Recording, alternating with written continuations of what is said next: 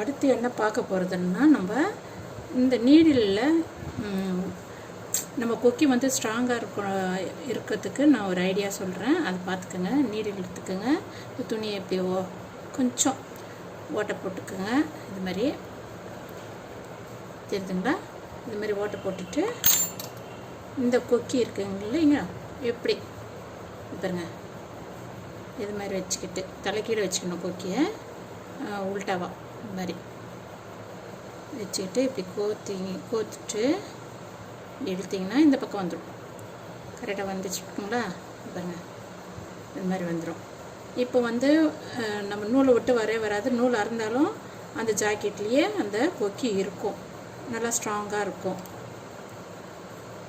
இப்போ வந்து நம்ம ஒரு தடவை தைச்சிட்டோமா வச்சுங்க, ஸ்ட்ராங் ஆகிடும்.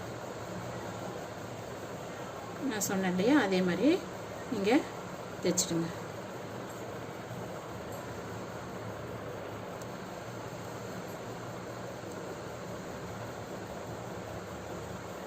இந்த கொக்கி எப்பவுமே ஜாக்கெட் கிளியிற வரைக்கும் கொக்கி ஸ்ட்ராங்காக இருக்கும். ஏன்னா இந்த த்ரெட்டோட அந்த துணியும் சேர்த்து பிடிச்சிட்ருக்குது அந்த கொக்கி.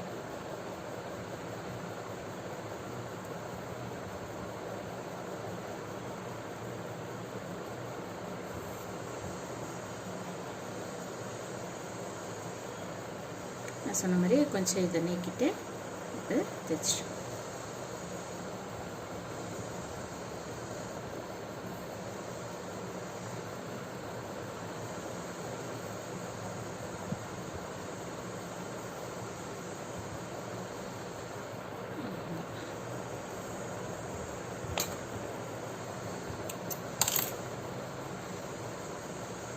நெக்ஸ்ட் வந்து இந்த ப்ரெஸ் பட்டன் எப்படி தைக்கணும் அது உங்களுக்கு சொல்லித்தரேன்.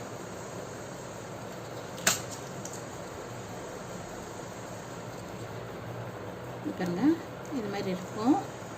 இதை ஓப்பன் பண்ணிட்டோமா, 2 இருக்கும். இது வந்து இப்படி வச்சு ஒரு இந்த ஜாக்கெட்டில் ஒரு பக்கத்துக்கு இதுவும் பாருங்கள், இப்படி ஒரு பக்கத்துக்கு இதுவும் இன்னொரு பக்கத்துக்கு இது மாதிரியும் நான் ஜாக்கெட் தைக்கும் போதும் சொல்லித்தரேன் எப்படி தைக்கணும்னு. ஆனால் இது மாதிரி வச்சு தைச்சிட்டோன்னு அந்த ஜாக்கெட் எடுத்து இப்படி அழுத்தினோமா ப்ரெஸ் ஆகிடும். இப்படி அழுத்திட்டோமா இதுங்களா, நான் தைச்சிட்டு காட்டுறேன் பாருங்கள். இந்த வீடியோவை ஸ்கிப் பண்ணாத பாருங்கள்.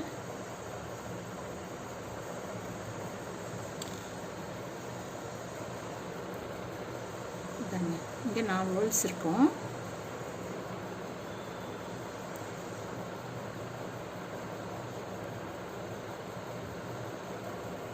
இது ஸ்ட்ராங்காக இருக்குது துணி, அதனால கொஞ்சம் இறங்கிறது கஷ்டமாக இருக்குது. ஓட்டை வந்து சின்னதாக இருக்குதுன்னு அதனால நம்ம மெலிஸ் ஊசியை வச்சு தைச்சிடுவோம். அதாவது எம்மிங் ஊசி வச்சுருக்கோம் இல்லைங்களா, அந்த ஊசியை வச்சு நம்ம இப்போ இதில் சிங்கிள் த்ரெட்டு வேண்டாம், டபுள் த்ரெட்டாக போட்டு நம்ம ஸ்டிச் பண்ணிக்கலாம். எம்மிங் ஊசி இருக்குது இல்லையா, அதில் இன்னும் ஹோல்ஸ் இந்த ப்ரெஸ் பட்டனில் ஹோல்ஸு ரொம்ப சின்னதாக இருக்குது, அதனால் இதை வச்சு தைச்சிடுவோம். இந்த ஊசியை கொண்டு தைச்சிடுவோம். அதுக்கு ஒரு 2 டாக் போடுங்க.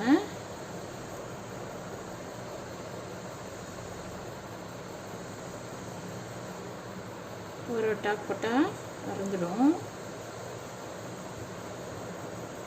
பிச்சுட்டு வந்துடும்.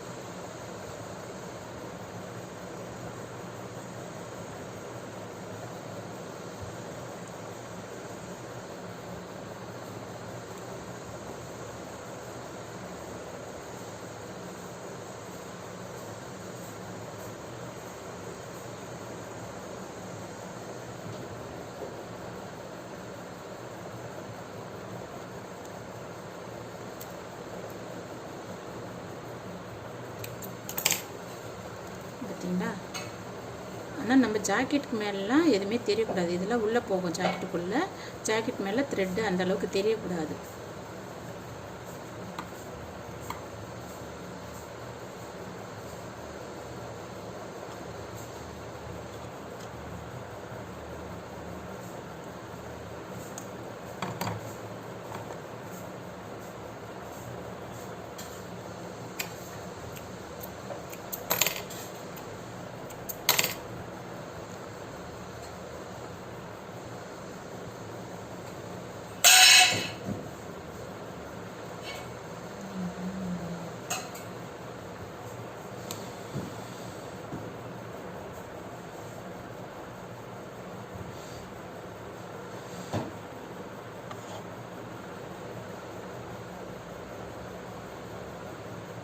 பாருங்கள் அடுத்தது அப்படி வச்சு தைக்கணும்.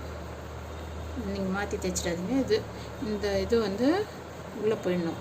இது வந்து மேலே வரணும். இங்கே குழி மாதிரி இருக்கு இல்லையா, அது மேலே வரணும்.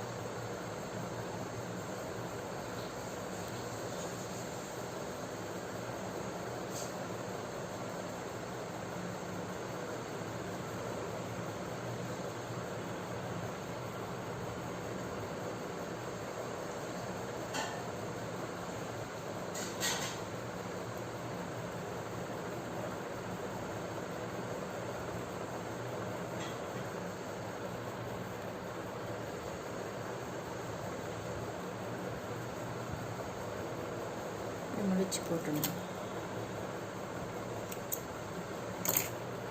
இப்போ இது வந்து நம்ம ஐவுக்கு கட்டுற மாதிரியும், இது ஜாக்கெட்டில் வந்து இந்த மாதிரி 2 இருக்கும் இல்லையா, நம்ம ஐவுக்கு இல்லை ப்ரெஸ் பண்ண 2ம் அப்படியே ப்ரெஸ் பண்ணிக்கலாம். நம்ம வயசானவங்க ஜாக்கெட்டுக்கெலாம் ப்ரெஸ் பட்டன் கேட்பாங்க, அதுக்கெலாம் இது யூஸ் ஆகும். அப்புறம் ஜாக்கெட்டு ஷோல்டராண்டை வந்து பிரேசில் நகராது இருக்கிறதுக்காக இந்த ஊக்கு ப்ரெஸ் பட்டன் வைக்க சொல்லுவாங்க. அதுக்கு இந்த ப்ரெஸ் பட்டன் யூஸ் ஆகும். பாருங்கள், இப்படி க்ளோஸ் ஆகிடும். நீங்கள் மாற்றி தைச்சிட்டிங்கன்னா இது இப்படி ப்ரெஸ் பண்ண முடியாது. இந்த பக்கம் குழி இருக்கணும், இந்த பக்கம் இந்த மாதிரி இருக்கணும். தெரியுதா? இன்றைக்கி இதை பார்த்தோம். நாளைக்கு வேறு வீடியோ பார்ப்போம். லைக் பண்ணுங்கள், சப்ஸ்கிரைப் பண்ணுங்கள், ஷேர் பண்ணுங்கள், கமெண்ட்ஸ் கொடுங்க. எதனா டவுட் இருந்தால் எனக்கு கமெண்ட்ஸில் தெரியப்படுத்துங்க. நீங்கள் பார்க்குறீங்களா இல்லையான்னு எனக்கு தெரியணும். Okay, thank you.